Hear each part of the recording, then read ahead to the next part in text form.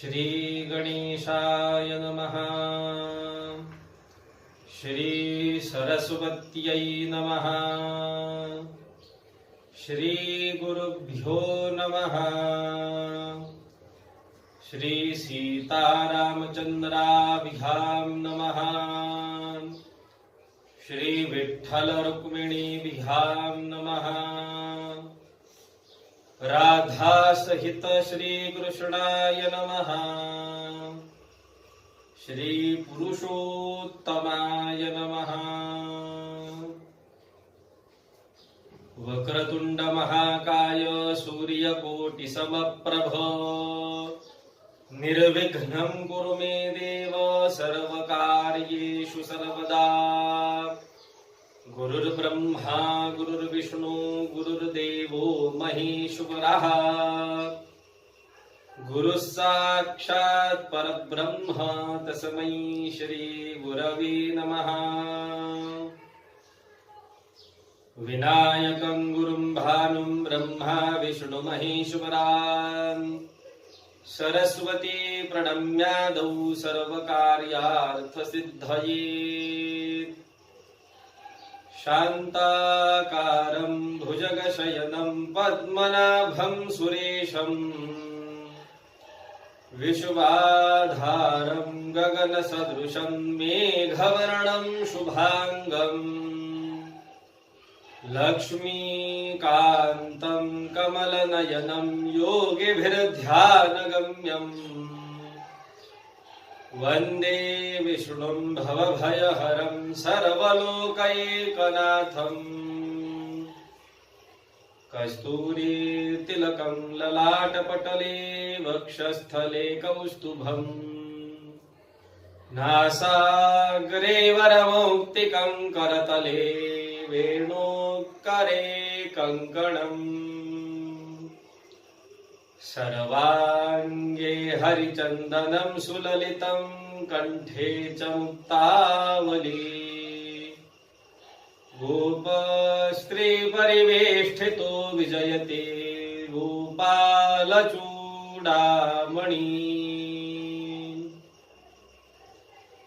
वंशी विभूषितकरा नवनीरदाभा पीताम्बरादरुणबिम्बफलाधरोष्ठात् पूर्णेन्दुसुन्दरमुखादरबिन्दुनेत्रात् कृष्णात् परं किमपि तत्त्वमहं न जाने। वसुदेवसुतं देवं कंसचाणूरमर्दनं देवकी परमानन्दं कृष्णं वन्दे जगद्गुरुम्। मूकं करोति वाचालं पङ्गुं लङ्घयते गिरिं यत्कृपातमहं वन्दे परमानन्दमाधवम्। कृष्णाय वासुदेवाय हरये परमात्मने प्रणतः क्लेशनाशाय गोविन्दाय नमो नमः। श्रीकृष्णाय नमः। श्रीपुरुषोत्तमाय नमः। श्रीपुरुषोत्तमाय नमः। श्रीपुरुषोत्तमाय नमः।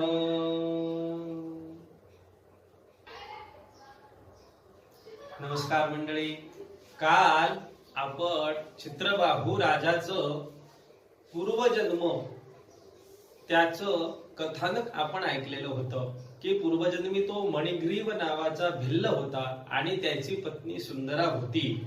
उग्रदेव ऋषींची त्यांनी सेवा केली आणि मग उग्रदेव ऋषींनी त्यांना त्यांच्या दुःखातून, कष्टातून, दारिद्र्यातून मुक्त होण्यासाठी अधिक मासाचं व्रत आचरण करा असा उपदेश केला आणि त्याच उपदेशाला अनुसरून त्यांनी व्रताचरण केलं आणि परमसुखाला प्राप्त करते झाले असं त्यांचं आख्यान आपण मागच्या म्हणजे कालच्या अध्यायात बघितलं. आज तेथून पुढचा भाग आपण बघणार आहोत.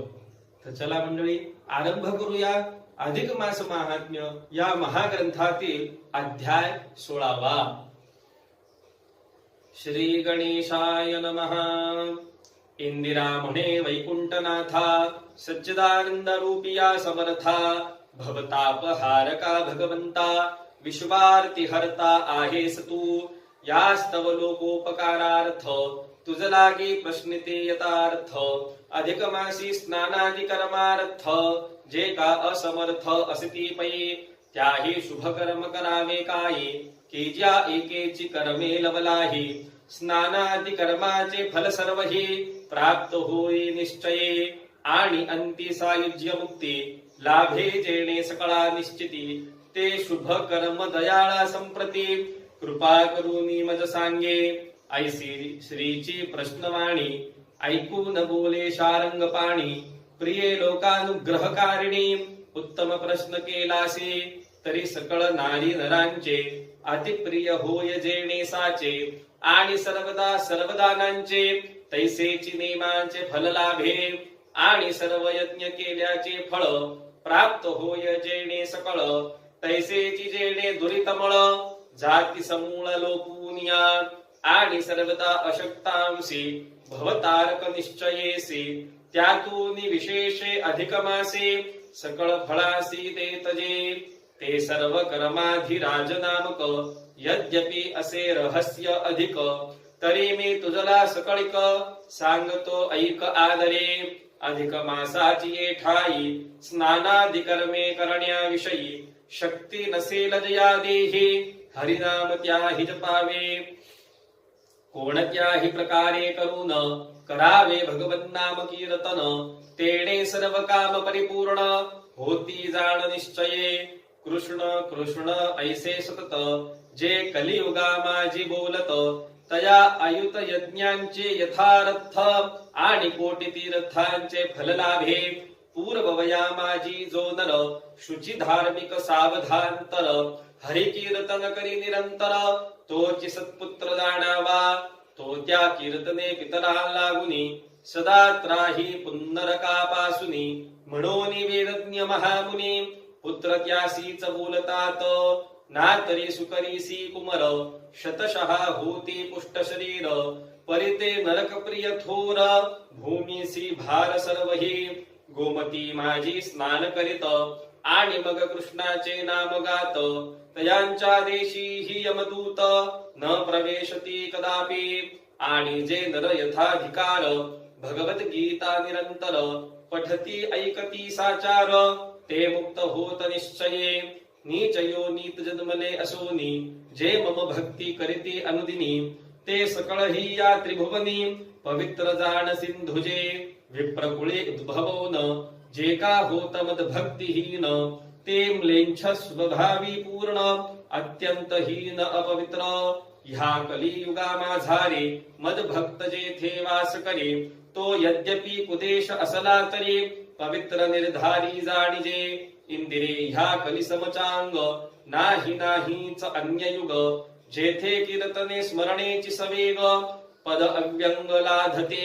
स्त्री हत्यारी राजघातक विश्वासघातकी सर्वापहारक. बालघाती ग्रामदाहक भ्रूण आणि मातृगामी. सुराती सर्व निंदक गोघ्न मातृपितृ हत्यारी कृतघ्न.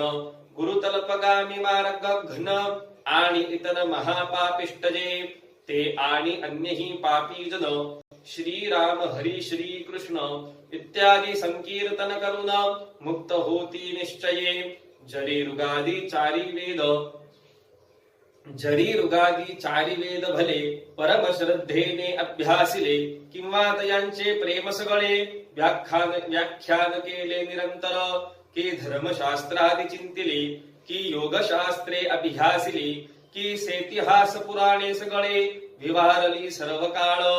कृच्छ्र चांद्रायणादी तप की नाना मंत्रांचे केले जप की सप्तद्वीपादी भूदाने अमुप सर्व काळ चालविते की केली गजाश्वरथ दाने की दीर्घादी चारी वेद भले परम श्रद्धेने अभ्यासिले किंवा तयांचे प्रेम सगळे व्याख्यान केले निरंतर की धर्मशास्त्रादी चिंतिले की योगशास्त्रे अभ्यासिले की सेतिहास पुराणे सगळे विवारली सर्व काळ कृच्छ्र चांद्रायणादी तप की नाना मंत्रांचे केले जप की सप्तद्वीपादी भूदाने अमुप सर्व काळ चालविते की केली गजाश्वरथ दाने की देवालयादी प्रतिष्ठापने की केली क्षेत्र तीर्थाटने तरतई काय उपयोग सर्वेश्वर कृष्ण भगवान तया स्मरती जे अनुदिन तई कलियुगी संपूर्ण साधिले जाण निश्चये हे कलियुग अत्यंत घोर सर्व दोषांचे घरसाचार परिया माझी भूमीवर एक गुण थोर आहे पै येथे अन्य कर्मे न करिताही केवळ भगवत कीर्तनेच पाही बंधमुक्त हो निलवलाही मोक्ष सदना पावती यास्तव गुणज्ञ आर्य लोक कली लागे प्रशंसिती देख येथे हरिकीर्तनेच निशंक स्वार्थ सकळी कलाभती पद्मालये काय वर्णू फार हेची सांगतो वारंवार कलियुगा माझी जीवन सार हरिनामची एक असे तया विण इतर कर्माही उत्तम गती नाहीच नाही म्हणून सकळी सर्वदाही हरिनामची जपावे सकळ धर्मांनी विवर्जित ऐसे कलिघोर अत्यंत या माझी जे हरिभक्त होत किंवा गात हरिनामे आणि विशेषे अधिक मासा भीतर श्री कृष्णादी नामे सुंदर जे स्वये स्मरती निरंतर किंवा स्मरविती दुसऱ्यांसी ते ह्या जगी सर्व मनुष्यात कृतकृत्य आणि सौभाग्यवंत घोर कलियुग ही तयाप्रत न च बाधीच कदापि इंदिरे शिव आणि कृष्ण हे दोघे ही एकची असती जाण दोघांतूनी कवनाचे हि भजन करिता समान फल असे म्हणून शिव शिव की कृष्ण कृष्ण इत्यादिक जे नाम कीर्तन तेणेची सर्व पाप दहन होते तत्क्षण कलियुगे जरी पुण्यकर्मे असती अनेक तरी ह्या घोर कलियुगी सुरेख संपूर्ण कर्माचे फलदायक भगवत कीर्तनची असे पै सकळ पाप हरण्याविषयी हरिनामी जितुके शक्ती राही तितुके पाप करण्याविषयी पातकी नाही समर्थ सर्व शास्त्रांचा वारंवार विचार करिता निघाले सार की नारायणचे निरंतर ध्यावा गावा सकळिके दुष्ट चित्ते हरिस्मरता भोहरी होय सर्व दुरिता नेणोनिही अग्निस्पर्शिता जाळीच सर्वथा जैसा पै नारायण नाम सुंदर जो नर बोलिला एक वार तेणे शतकल्प निरंतर स्नान केले सर्व तीर्थी ऐशी भगवन नामाची थोरी म्हणून हे मत प्रिय सुंदरी शक्ता शक्ती कलिमा झारे नित्य हरिनामची जपावे आणि विशेषे अधिक मासात भगवत नामेच जपावी सतत तेणे स्नानादिकांचे फळ यथोक्त प्राप्त होय निश्चये सर्व रूपी जो भगवान त्या प्रती जे मानव निरंतर स्मरती तया धर्म कामार्थ मुक्ती हस्तगत होती तत्काळ अधिक मासी एक वार हरी ऐसाच केला उच्चार तेणे मोक्षासी जावया सत्वर बांधिले कमर जाणिजे ऐसा हरिनाम महिमा भला श्री विष्णूने लक्ष्मीसी कथिला तो ऐकून या की कमळा पुनश्च तया ते पुसतसे लक्ष्मी म्हणे हो देवाधिदेवा दया सागरा श्री केशवा तुम्ही नाम महिमा आघवा मज उत्तम कथिलाची तथापि पुन्हा काही किंचित तुझे अद्भुत सांगा मज प्रत की जे अधिक मासी केल्याने समस्त केले ऐसे होईल पै विष्णू म्हणे हे क्षीरोदनंदिनी तू सर्वदा आनंददायिनी आणि सर्वानुग्रहकारिणी दयारद्र दृष्टी आहेस तरी जे सर्व तपात निर्मळ श्रेष्ठ अव्यय तपसोज्वल यदा चरणे नरसकळ पापा तत्काळ नाशिती आणि सर्व धर्मांचे फळ पावून अव्ययपदा जातिजयान ते तुझ लोकानुग्रहार्थ पूर्ण सांगतो ऐके सुंदरी कमल भवांडा माझारी अन्नची श्रेष्ठ निर्धारी सकळ प्राण्यांचे प्राणधारी अन्नचे असे केवळ अन्नी राहती लोक सकळ अन्नची सर्वांचे वीर्य बळ संपूर्ण देवतामय सोजवळ अन्नचे निर्मळ त्रिशुद्धी ते अन्नदान दिधले जेणे जगी काय न केले त्याने जप तप योग अनुष्ठाने सर्व ही केले जाणीजे गुणी दरिद्री किंवा क्षुधित या कोणासी जो अन्न देत तेने आत्मसुख भोग सिद्ध्यर्थ केले यथार्थ सर्व कर्मे जेणे निष्कामत्वे वहिले यत्किंचित अन्नदान केले तेने सांसारिक दुःख सकळे त्यागून घेतले मोक्षपद किंवा सकामत्वे हि यत्किंचित अन्नदान कोणी करीत तरी सर्व कर्मांचे फळ त्याप्रत हस्तगत होत होय निश्चये ऐसे अन्नदानाचे महिमान म्हणून ते नित्य की जे जाण आणिक अधिक मासी संपूर्ण उपवास व्रत करावे प्राणप्रिये अधिक मासात जे करीती उपवास व्रत तयांचे मोक्षादि सर्व मनोरथ पूर्ण होत निर्धारे सर्व मासोपवास अथवा एक पक्षोपवास करावा की षड्रात्र त्रिरात्र किंवा एकांतरोपवास कीजे अथवा एकतरी उपोषण अधिक मासी करावे जाण जैसे जयाच्या शक्तीचे मान तैसे चितेने आचरावे नर नारी की कुमारी की वृद्ध अथवा असला जुवरी तरी तै अधिक मासा भीतरी एक उपवास कीजेच आणि विशेषतो विधवांनी इतर सर्व कर्मे त्यागुनी अधिक मासी उपवासाचरणी सादरता राखिजे येथे एकही उपवास करिता इह परत्री होय धन्यता त्याच विषयी पुरातन कथा एक तुझ आता सांगतो पूर्वी नर्मदा नदी तीरी माहिष्मती नाम नगरी तापसी नामे अति सुंदरी ब्राह्मणी एक वसतसे ती तपस्यादि परायण सर्वदा करी सदाचरण आणि अधिक मासी उपोषण नित्य नेमे चालवीतसे तियेची सखी काम करणारी कोणी एक होती शूद्र नारी ती दैवे होऊन कुष्ठ शरीरी मरणोन्मुख जाहले तै तापसी प्रति हस्त जोडूनी म्हणे हे मम प्रिय साजणी मी तो आता मृत्यू लागुनी स्वाधीन जाण झाले असे परिजन्मतः आजपर्यंत पुण्य कर्म नाचिरिले किंचित म्हणून पुढे मज दुःख बहुत भोगणे प्राप्त होईल पा तरी सखये तू स्व सुकृतातून किंचित पुण्य दे मज लागून जेणे मी उत्तम सुख भोगून भवाब्दी तरुण पार पडे तू अत्यंत दयाळू ब्राह्मणी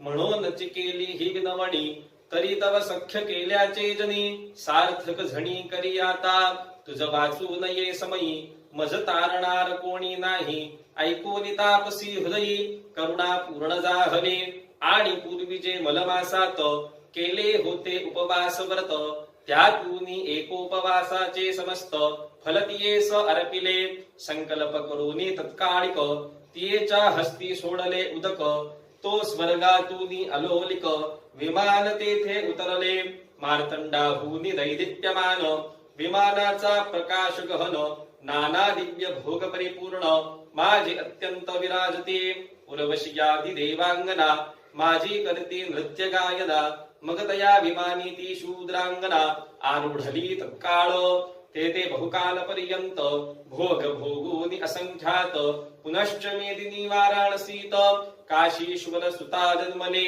तेथे हे सुख भोगुनी अपार देहांती पावले कैलासपुर पुढे ती लोकानुग्रहार्थ सत्वर देवता सुंदर जाहली तियेचे नाम चंद्रेश्वरी ती अद्यापि आहे काशीपुरी विभुत जन नानोपचारे सतत ती ते पूजितात असो प्रिये काय सांगू विशेष अधिक मासीचा एक उपवास तयाचे फळ त्या शूद्रीस ब्राह्मणी हस्ते मिळाले तेने ती स्वर्गोप भोग भोगुनी दिव्य देवता त्वहि पावनी आ चंद्रार्क काशी भुवनी वसत आहे आनंदे ऐसा अधिक मासाचा महिमा कोण पावेल तयाची सीमा येथे शूद्र ही करील व्रतोत्तमा तरी गती उत्तमा पावेल, जैसी ती दासी शूद्रीय सोनी, देवता झाली उमेवाणी, तैसाच शूद्र ही ह्या व्रताचेनी, शूलपाणी सम होईल, यास्तव प्रिये क्षीरोदनंदिनी,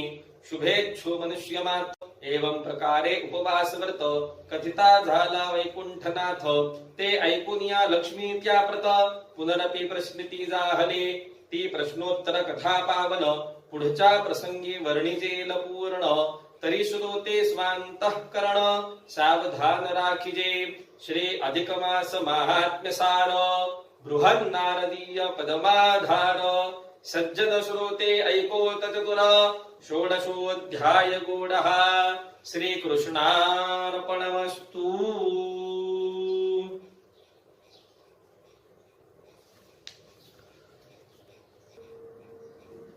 अशा तऱ्हेने आपण आज 16व्या अध्यायाचं पठण पूर्ण केलेलं आहे। या 16व्या अध्यायामध्ये आपल्याला कोणती कथा श्रवण करायला मिळाली किंवा पठण करायला मिळाली ते आपण बघणार आहोत। महालक्ष्मीने भगवान महाविष्णूंना विचारलेलं आहे की देवादिदेवा, हे नाथा, काही लोकांना स्नान करणे, उपोषण करणे इत्यादी कृत्ये करण्याची ही शक्ती नसते, तरीही त्यांना तेवढे फळ कोणत्या उपायाने मिळेल? कृपा करून जनकल्याणार्थ तुम्ही मला तो उपाय सांगावा। म्हणजे बहुतांश मंडळी अशी आहेत की ज्यांना नित्य नदी स्नान करणे किंवा तीर्थ स्नान करणे शक्य नाही, उपोषण करणे शक्य नाही, तर अशा लोकांनाही जर या अधिक मासाचं तेवढंच फळ प्राप्त करून घ्यायचं असेल, तेवढंच पुण्यफल प्राप्त करून घ्यायचं असेल, तर त्यांच्यासाठी काही उपाय असेल तर तो मला सांगा। असं महालक्ष्मीने महाविष्णूंना विचारल्यानंतर महाविष्णू काय म्हणताय? अतिशय रास्त प्रश्न तू मला विचारलेला आहेस, मला अतिशय आनंद झालेला आहे, कारण की ह्या प्रश्नाचं उत्तर जे मी देणार आहे त्याच्याने सर्वसाधारण जनतेचं देखील जनकल्याण होणार आहे, आणि म्हणून हा प्रश्न मला अतिशय आवडलेला आहे, असं भगवान महाविष्णू महालक्ष्मीला सांगता आहेत। मग ते पुढे काय सांगताय की ज्यांना नदीवर जाऊन स्नान करणे शक्य नाही, तीर्थावरती जाऊन स्नान करणे शक्य नाही, श्रीकृष्णाची मोठ्या प्रमाणावरती पूजा करणे शक्य नाही, त्यांनी सतत हरीचे नाम घेत राहावे। म्हणजे ज्यांना रोज तीर्थस्नान नदी स्नान शक्य नाहीये किंवा असं महिनाभराचं व्रताचरण करणं, महिनाभराचा उपवास करणं किंवा महिनाभर श्रीकृष्णाची पूजा करणे हे ज्यांना जमत नाही, त्यांनी सतत हरीचे नाव घ्यायचे आहे। त्याने काय होणार आहे तर त्यांच्या संपूर्ण इच्छा या नक्की पूर्ण होणार आहे। कारण कलियुगामध्ये हरी हरी, कृष्ण कृष्ण, राम राम असं आपण जे कायम नाम घेत असतो हे अतिशय पुण्यदायक अशा स्वरूपाचं मानलं गेलेलं आहे। म्हणजे कायम जर तुम्ही हरी हरी हरी हरी हरी हरी किंवा कृष्ण कृष्ण कृष्ण कृष्ण कृष्ण कृष्ण, काही जण राम राम राम राम राम राम असा जप करत असतात, तर त्यांना देखील संपूर्ण पुण्यफल त्या नामस्मरणाचं प्राप्त होत असतं। आणि विशेष करून पुरुषोत्तम मासामध्ये याचं तर विशेष महत्व सांगितलं गेलेलं आहे। कारण अधिक मास हा फक्त पुण्यकारक व्रताचरण करण्याचाच मास सांगितला गेलेला आहे। सर्व प्रकारची धार्मिक कार्य कृत्य आपण या महिन्यामध्ये करू शकत असतो। हरिकीर्तन श्रवणाचं पुण्यही महान सांगितलं गेलेलं आहे, असं भगवान महाविष्णू लक्ष्मीला सांगताय। आणि त्याच्याच पुढे ते महालक्ष्मीला काय सांगताय की शतम विहाय भोक्तव्यम सहस्रम स्नानमाचरेत, लक्षम विहाय दातव्यम कोटीन त्यक्त्वा हरिम भजेत। भगवान महाविष्णू महालक्ष्मीला काय सांगताय? शतम विहाय भोक्तव्यम म्हणजे 100 काम सोडा। तुमची जेवायची वेळ झाली ना, भोजनाची वेळ झाली की 100 काम तुमच्या मागे असतील, पण ती 100 काम सोडा, पहिले भोजन घ्या, बरोबर? त्याच्यानंतर ते काय सांगताय? सहस्रम स्नानमाचरेत, 1000 काम तुमच्यासाठी वाट पाहताय, पण ती सोडा। आंघोळीची वेळ झाली ना, पहिले जाऊन आंघोळ करून या। मी तर स्नानच म्हणेल, कारण आंघोळ म्हणजे फक्त ओघळ घेणे असंच होत असतं। आणि जे कोणी सकाळी 7 वाजेनंतर किंवा 8 वाजेनंतर पुढे स्नान करतात ना, ते स्नान नाही करत, ते फक्त आंघोळ करतात. स्नान करणे म्हणजे कधी करणे? 5 ते 7च्या दरम्यान तुम्ही जर स्नान करत असाल तर ते स्नान आहे. बरोबर? तर मग 1000 कामं तुमच्या मागे असतील, ती सोडा. स्नानाची वेळ झाली, पहिले स्नान करून या. मग ते काय सांगताय? लक्ष्यम विहाय दातव्यम. 1,00,000 कामं तुमची वाट पाहताय, 1,00,000 कामं तुमची पेंडिंग पडलेली, पण दान द्यायची इच्छा झाली ना, दान देण्याची वेळ आलेली आहे ना, दान देऊन मोकळे व्हा.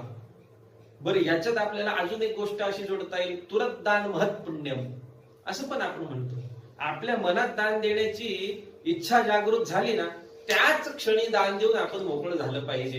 कारण दुसऱ्या मिनिटाला दुसरा विचार लगेच मनात घेतो. मन तर चंचल आहे, त्याच्यात हजारो विचार येतात. म्हणून आपलं मनाने एकदा निश्चय केला, तो भरकटायला नको.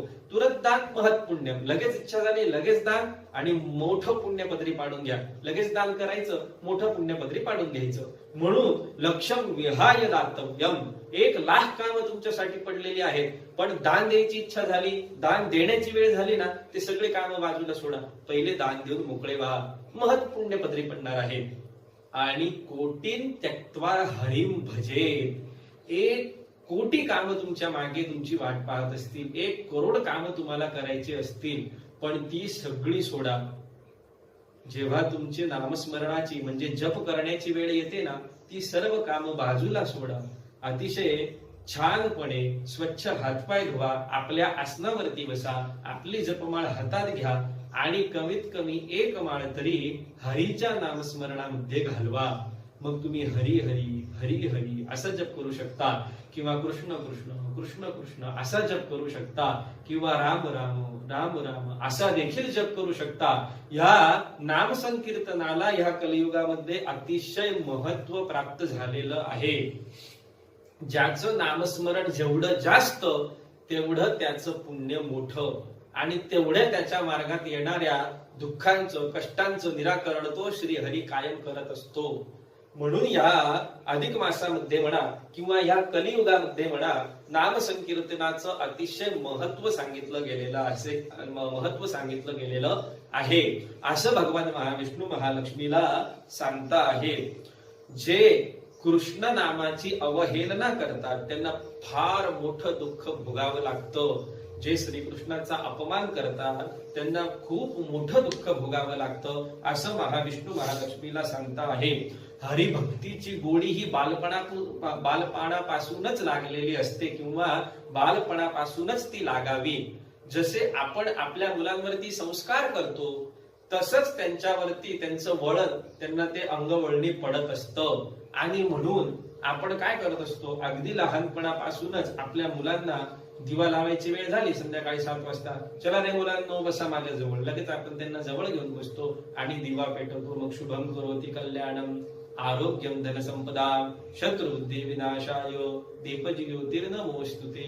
अशा तऱ्हेचे छोटे छोटे श्लोक आपण म्हणतो, म्हणजे जे आपले बालक ऐकतात, आपली मुलं ऐकतात, आणि ते पण हळूहळू म्हणायला लागतात. म्हणजे लहानपणापासूनच त्यांच्यावरती जर असे संस्कार असतील तर मोठेपणी देखील त्यांना त्या गोष्टींची गोडी असते. म्हणून हरिभक्तीची गोडी त्यांच्यामध्ये बालपणापासूनच लागावी अशी आपली जबाबदारी आहे, म्हणजे पालकांची जबाबदारी आहे की आपल्या मुलांना तसे संस्कार घडले पाहिजे. नीच योनीमध्ये जन्मलेल्या माणसांना देखील हरिनामाचा अधिकार आहे. म्हणजे जे आपण शूद्र समजतो किंवा खालच्या जातीचे समजतो किंवा नीच जातीचे समजतो, अशा लोकांना देखील हरिनाम घेण्याचा अधिकार आहे. त्यांनी देखील हरिनामाचा जप हा अवश्य करायचा आहे. तेही पवित्रच म्हणवले जातात. जे कोणी मंडळी अशा तऱ्हेने नाम संकीर्तन करत असतात, महाविष्णूंचं म्हणा, हरीचं म्हणा, कृष्णाचं म्हणा, रामाचं म्हणा, जे नामस्मरण कायम करत असतात त्यांना देखील पवित्रच मानलं गेलेलं आहे. मग हरिभक्त ज्या देशात राहतो, ज्या गावात राहतो, ज्या ठिकाणी राहतो, तो देश किंवा ते गाव किंवा ती जागा वाईट जरी असली तरी त्याच्यामुळे ती पवित्र मानली जाते. असं एक महत्वाचं वाक्य भगवान महाविष्णू सांगताय. ह्या कलियुगामध्ये अल्पशः म्हणजे थोडस जरी तुम्ही नाम संकीर्तन केलं, रोज 1 माळ शक्य आहे का नाही मंडळी? किती वेळ लागतो? अगदी 10 मिनिटं. सकाळी स्नान झालं का मस्त फ्रेश मूड असतं, लगेच देवापुढे जाऊन बसावं, आपलं आसन मांडावं, जपमाळ घ्यावी आणि शांत चित्ताने 5 ते 10 मिनिटं तुम्हाला लागतील तेवढा वेळ फक्त या नाम संकीर्तनामध्ये घालवा. बघा पूर्ण दिवस कसा व्यवस्थित जातो का नाही. कुठल्याही प्रकारची अडचण तुमच्या मार्गात येणार नाही. पण मग हे 9चे 9 दिवस का नाही बरं. हे एकदा तुम्ही नियम केला ना की तो आजन्म आपल्यासोबत पाहिजेच. कमीत कमी तो तुम्ही आता हा अधिक मास म्हणून तरी देखील केला पाहिजे. कारण कालच मी तुम्हाला काय सांगितलंय की आपल्याला 1 मासभर रोज 1 माळ जप करायची. कोणत्या नावाने? राधिका पुरुषोत्तमाभ्याम नमः सांगितलं का नाही. मग तुम्हाला हेच नामस्मरण करणे आहे असं भगवान महाविष्णू सांगतायत की ह्या कलियुगामध्ये अल्पशः नामस्मरणाने, संत संयोगाने व हरी कीर्तनाने जे फळ एका दिवसात मिळतं त्यासाठी सत्य आदी 3 लोक देखील कमी पडतात. किंवा त्या 3 युगांमध्ये दीर्घकाळ जप केला तरी एवढं पुण्य मिळत नाही जेवढं या कलियुगामध्ये एकच दिवस जप केल्याने तुम्हाला पुण्य मिळणार आहे. अनेक प्रकारची पाप केलेले लोक जेव्हा हरी भजन करू लागलेले आहे, हरीची सेवा करू लागलेले आहे, हरीचं नाम संकीर्तन करू लागलेले आहे, ते त्यांच्या त्या महापापातून मुक्त झालेले आहे आणि वैकुंठ पद प्राप्त करते झालेले आहे. लक्ष्मी ह्या कलियुगात अन्य खडतर तपांचा तेवढा उपयोग नाही जेवढा हरिनामाचा होतो. ते लक्ष्मीला काय सांगताय की भरपूर कठोर तप केलं, 12 वर्ष तप केलं, पण त्याचं जे काही पुण्य मिळणार आहे ते ह्या कलियुगामध्ये विशेष महत्वाचं नाहीये. फक्त 1 दिवस श्रद्धा भावनेने मनाने आपण हरी स्मरण केलं, हरीचं नाम संकीर्तन केलं तरी देखील तेवढं महत्पुण्य आपल्या पदरी पडणार आहे. म्हणजे अल्पशी सेवा पण मोठा मेवा असं आपण म्हणू शकत असू. ज्यांना जास्त सामर्थ्य नाही त्यांनी हरिनाम घ्यावे. ज्यांना शक्य नाही संपूर्ण महिनाभर व्रताचरण करणं, मोठ्या स्वरूपात देवाची पूजा करणं, खर्च करणं, ज्यांना शक्य नाहीये अशा मंडळींनी हरिनाम संकीर्तन अवश्य करावं. मी तर म्हणेल हे हरिनाम संकीर्तन सगळ्यांनी अवश्य करावं, कारण त्याच्याने महत्पुण्य आपल्या पदरी पडणार असतं. मग अधिक मासाची सर्व व्रत केल्याचं पुण्य त्याला यामुळे प्राप्त होत असतं आणि हरिभक्तीने मनुष्य परमगती प्राप्त करून घेतो. हे कलियुगाचं महत्व आहे. या कलियुगामध्ये पुन्हा भगवान महाविष्णू तेच सांगताय की हरिनाम संकीर्तन केलं ना तरी सुद्धा त्याला उत्तम गती प्राप्त होते. हरिनामाने सर्व तप पूर्ण होते. इंदिरे दुसरे असे की मी आणि शिव यात कुठलाही भेद नाही. कोणाचेही नाव घेतले तरी फळ मात्र सारखंच भेटतं. जसं आपण हरिहर भेट आपण आपल्या नाशकामध्ये घडवत असतो. तुम्हाला कल्पना असेल सूर्यनारायण मंदिर आहे आणि कपालेश्वर भगवान आहे. या दोघांची आपण हरिहर भेट ही कायम दरवर्षी घडवून आणत असतो. मग विष्णू काय सांगताय की शिव आणि विष्णू म्हणजे मी, आमच्या दोघांमध्ये कुठलाही कोणाचाही फरक नाही. तुम्ही शिवाचं नामस्मरण करा किंवा माझं महाविष्णूचं स्मरण करा, तुम्हाला फळ मात्र सारखंच मिळणार आहे. कमले अन्नदानाचे पुण्यही फार आहे. मग ते लक्ष्मीला काय म्हणताय की अन्नदानाचं देखील फळ अतिशय महत्वपूर्ण सांगितलं गेलेलं आहे. एरवी सुद्धा अन्न हेच प्राण संजीवन असल्यामुळे अन्नाने लोकांची भूक भागविणे फार पुण्यकारक आहे. या कलियुगामध्ये आपला प्राण हा कशावर पोसला जातो? अन्नावर पोसला जातो. अन्नमय प्राण असं आपण काय म्हणत असतो. कारण की पूर्वीच्या काळी आपण बघितलेलंच होतं की हे जे साधू किंवा संत मुनी किंवा साधारण जनमनुष्य किंवा राक्षस हे देखील 12-12 वर्ष एका पायावर उभं राहून असं खडतर तपश्चर्या करायचे. मग त्यावेळेला ते तपश्चर्या करत असताना आजूबाजूने वाहणारा जो वारा असायचा तो वाराच फक्त ते भक्षण करायचे. किंवा झाडाचं एखादं वाळलेलं पान जेव्हा खाली यायचं, समजा वाऱ्याने ते जर असं मुखासमोर आलं तर तेच ते ग्रहण करायचे, तेच पान ते खायचे आणि त्याच्यावरती देखील त्यांचा प्राण पोसला जायचा. परंतु आताच्या काळामध्ये काय आहे? अन्नमय प्राण आपले प्राण हे अन्नावरती पोसले जातात आणि म्हणून अन्नदान करणे हे अतिशय महत् पुण्यदायक आहे. खूप मोठं पुण्य आपल्या पदरी पडत असतं जर आपण अन्नदान केलेलं असेल. अधिक मासामध्ये नियमच करायचा, रोज किंवा ज्या दिवशी आपल्याला शक्य असेल एक वेळेला, एक दिवसात 2 वेळेला, किंवा तुम्ही महिनाभर जरी रोज अन्नदान केलं तरी चालणार आहे. रोज अन्नदान करावे. अधिक मासामध्ये जे उपवास करतात म्हणजे आपण स्वतः उपवास करायचा, लोकांना मात्र अन्नदान द्यायचं, अशी जी मंडळी करतात त्यांचे सर्व मनोरथ हे पूर्ण होणारे असतात. संपूर्ण महिनाभर रोज उपवासाचेच पदार्थ खाणे हा पूर्णोपवास सांगितला गेलेला आहे, की संपूर्ण महिनाभर आपण उपवास करायचा आणि उपवासाचे जे पदार्थ आपल्याला सांगितले गेलेले आहे ते रोज आपण ग्रहण करायचे. मग असं जर तुम्ही केलं तर त्याला पूर्णोपवास सांगितला गेलेला आहे. एक दिवसाळ एक असे उपवास करणे हा पण एक उपवासाचा प्रकार सांगितला गेलेला आहे. जसं एकादशी सारखा आपण म्हणू शकू. एक दिवस सकाळ दुपार दोन्ही वेळेला उपवास, दुसऱ्या दिवशी दुपारी भोजन, पुन्हा सकाळ दुपार उपवास, पुन्हा दुसऱ्या दिवशी भोजन. अशा तऱ्हेने एक दिवसाळ एक देखील असा उपवास आपण करू शकतो. एक पक्षभर उपवास करणे. पक्ष म्हणजे आपण किती पक्ष असतात एका महिन्यात? 2 पक्ष असतात, शुक्ल पक्ष आणि वद्य पक्ष किंवा कृष्ण पक्ष. तर मग ह्या दोघांपैकी कुठलाही एक पक्ष आपण उपवास करू शकतो. त्याला देखील उपवासाचा एक प्रकार म्हणता येईल. 3 दिवस, संपूर्ण 3 दिवस उपवास करायचा आणि चौथ्या दिवशी त्या उपवासाची पारणा करायची, असाही एक उपवासाचा प्रकार आपल्याला सांगता येतो. त्यानंतर रोज एकदाच भोजन करणे. आपण हे नियम पहिल्यांदा बघितलेले, मी तुम्हाला मागे पण सांगितले की रोज एकदाच भोजन करायचंय. मग ते सकाळी असो किंवा संध्याकाळी असो, रोज एकच पदार्थ भक्षण करणे. अन्न देखील आपण ठरवून घेणे. मग समजा मुगाची डाळ जर आपण ठरवलेली असली तर रोज मात्र त्या मुगाची डाळ आपण भक्षण केली पाहिजे. मग त्याच्यासोबत पोळी असेल किंवा भात असेल असं आपण पहिल्या दिवशीच निश्चित करायचंय आणि संपूर्ण महिनाभर असं करायचं आहे. याला देखील उपवासाचा एक प्रकार म्हणता येईल. असे नाना तऱ्हेचे उपवासाचे प्रकार सांगितले गेलेले आहे. जो आपल्याला शक्य असेल तो आपण पूर्ण करायचा आहे. त्याचं पुण्य हे आपल्याला अतिशय उत्तम प्रकारे मिळणार आहे.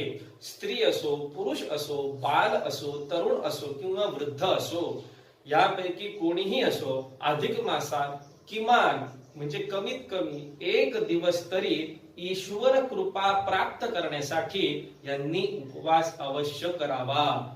ज्यांना ईश्वर कृपा प्राप्त करायची असेल, संपूर्ण अधिक मासाचं पुण्यफळ आपल्या पदरी पाडून घ्यायचं असेल, कमीत कमी 1 दिवस आपण ह्या उपवासांच्या प्रकारापैकी कुठलाही एक प्रकार धरून उपवास करू शकतात.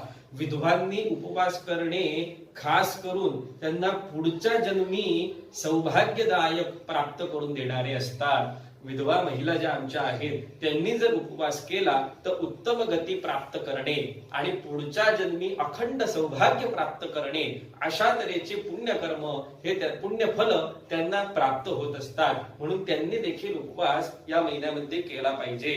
त्या संदर्भातली एक कथा भगवान महाविष्णू महालक्ष्मीला सांगताय. काय? नर्मदा तीरी माहेशमती नावाचं नगर होतं. बाहुबलीचं नाही बरं का, नाही तुम्ही लगेच ते बाहुबलीचं आठवण कराल. माहेशमती नावाचं राज्य होतं. त्या राज्यामध्ये किंवा नगरामध्ये तापसी नावाची एक स्त्री राहत होती. ती नेहमी नानाविध प्रकारचं जपजाप्य करायची, उपवास करायची, सदाचार करायची. अधिक मासात तर नित्य तिथे ठरवून तिचा उपवास असायचा, त्यामध्ये ती कधीही चुकत नसायची. आणि तिच्या घरी काम करण्यासाठी म्हणून एक मोलकरणी यायची. ती शूद्र जातीची होती आणि तिला यथावकाश म्हणजे एका निमित्त किंवा एक छोटा प्रसंग असा काहीतरी घडला, एक योग्य वेळ त्याची तिथे आलेली होती आणि तिला कुष्ठरोग झाला होता. मग हा कुष्ठरोग झाल्यानंतर ती मरणाच्या पंथाला लागलेली होती. आता सगळ्यांनाच माहिती पडलं तर की बस 2-4 दिवस किंवा काही वेळ ठरली आता ही काही आपल्या हाती लागत नाही. अशा वेळेला त्या शूद्र मोलकरणीने तिच्या मालकिनीला म्हणजे या तापसीला काय म्हणाली, मी तर आता लवकरच मरणार आहे. हे सर्वश्रुत आहे, सगळ्यांनाच माहिती आहे.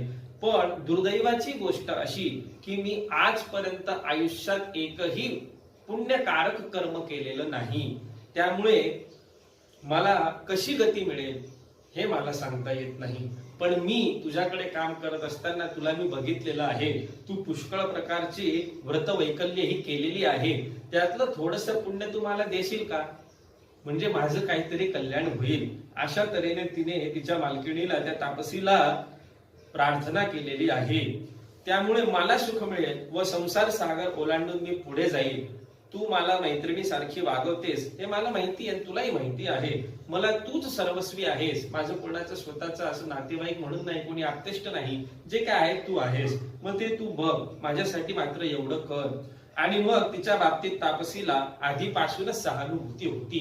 तिलाही कल्पना होती की नाही, बिचारी एकटीच असते, आपल्याकडे कार्य करते. तिच्या मनात देखील तिच्याबद्दल आदरभाव होता. आणि म्हणून तिने लगेचच हातात पाणी घेतलं, संकल्प केला. आणि त्या संकल्पपूर्वक तिने आपल्या पुण्यांशातला एका दिवसाच्या उपवासाचं पुण्य हे तिच्या पदरीने टाकलेलं आहे. आणि हे पाणी सोडताच, जसं हे पाणी तिने तिच्या ओंजळीत सोडलं, तसा चमत्कारच घडला मंडळी. तिच्या अंगावरचं संपूर्ण कुष्ठ नाहीस झालं. कुष्ठरोग संपला. अतिशय उत्तम दिव्य कांती तिला प्राप्त झाली. लगेच त्याच मिनिटाला एक सुंदर विमान तिथे उतरलेलं आहे. आणि त्या दिव्य देहाने त्या विमानात बसून ती कैलासाला प्राप्त झालेली आहे. अशा तऱ्हेने तिने तिथे कैलासावरती दिव्य भोग उपभोगले आहे. आणि नंतर तिथे तिने मग देवाची तपश्चर्या करणे, व्रत उपवास करणे आदी नाना तऱ्हेचे कर्म तिने केलेले आहे. आणि मग त्या महादेवांच्या कृपेने चंद्रेश्वरी देवतेच्या स्वरूपात तिचा जन्म झालेला आहे. आणि ती काशी नगरीमध्ये निवास करायला गेलेली आहे.